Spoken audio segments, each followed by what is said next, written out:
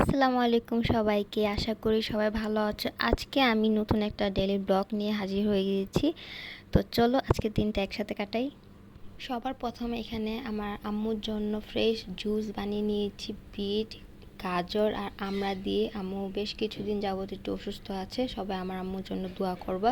তো এই জন্য আমার আম্মুর জন্য ফ্রেশ জুস বানিয়ে নিয়েছি। আর এখানে কিছু মাছ কাটার জন্য নিয়ে নিয়েছি। আমি মাছ কাটতে পারি না, কিন্তু আম্মু বলে দিতেছিল, দেন আমি কাটাকাটি করে নিচ্ছিলাম।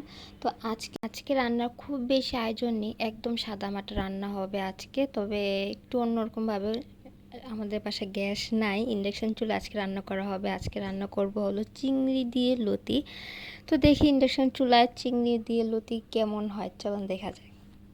প্রথমে লুচিটাকে ভালো মতো আমি সিদ্ধ করে নিয়েছি। দেন চুলার মধ্যে একটা হাঁড়ি বসিয়ে নিয়েছি। হাঁড়ির মধ্যে ভালো মতো তেলটা গরম করে পেঁয়াজটা দিয়ে নিয়েছি। পেঁয়াজটা একটু ব্রাউন করে দেন এটার মধ্যে এক এক করে সব মশলা দিয়ে দিব। এর মধ্যে বেশি কোনো মশলা অ্যাড হবে না, শুধু মরিচ গুঁড়ো, হলুদ গুঁড়ো আর ধনিয়া গুঁড়ো আর লবণ, বাস, আর কিচ্ছু না। দেন এটাকে ভালো মতো কষানোর পর দেন এর মধ্যে আমি দিয়ে দিব ছোট ছোট চিংড়ি মাছের গুঁড়া।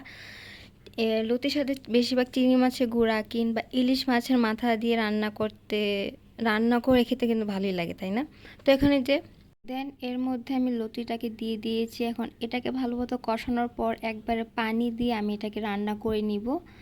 তো এই তো আজকের এই সাদামাটা রান্নার আয়োজন। এটা কিন্তু লতি কিন্তু ভাতের সাথে খেতে অনেক মজা লাগে, তাই না?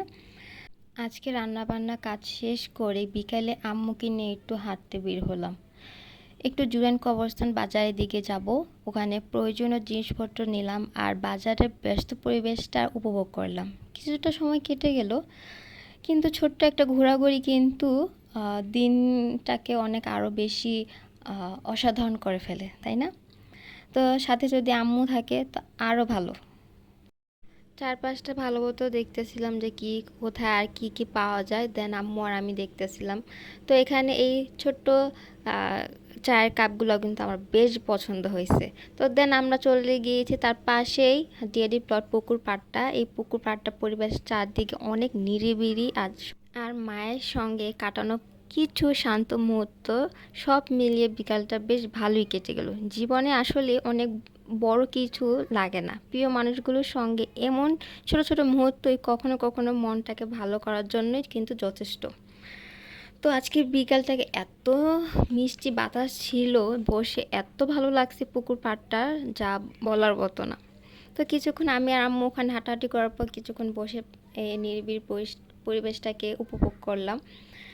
তো ছোট ছোট মুহূর্তগুলো আপনাদের সাথে শেয়ার করলাম। কে কোথা থেকে দেখছেন অবশ্যই কমেন্ট করে জানাবেন। এই তো অনেক সুন্দর পরিবেশটা, নিরিবিলি, চাঁদের আলোটা অনেক সুন্দর লাগছিল, মাশাআল্লাহ। এই পুকুরটার মধ্যে অনেক ধরনের মাছও আছে, আর এখানে নৌকা দিয়েও ঘোরাঘুরি করে, তো দেখতে পাচ্ছেন নৌকাও আছে, আর এখানে হাঁসও ছাড়ছে। তো পরিবেশটা অনেক সুন্দর। আম্মুর সঙ্গে কাটানো এই সুন্দর বিকালটা আমার আজকের দিনের সবচেয়ে সুন্দর মুহূর্তগুলো একটি।